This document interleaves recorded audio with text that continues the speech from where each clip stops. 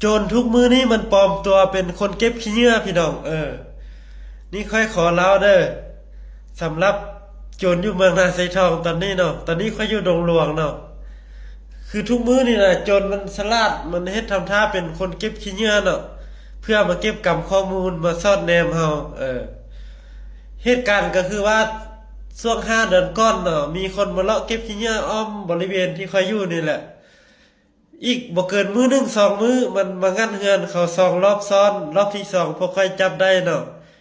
กองร้อนบ้านก็เอาไปตำรวจเอาไปแล้วจับไปเป็นขโยงเลยเนาะหลังจากนั้นมันจะออกคุกออกคุกแล้วบัดนี้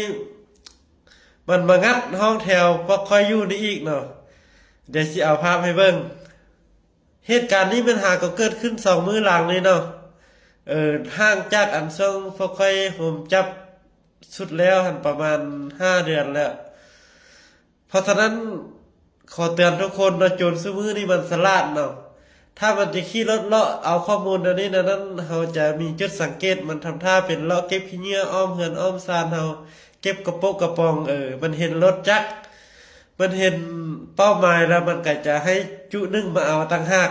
หรือว่าตัวมันเองมาเอาก็มีเนาะ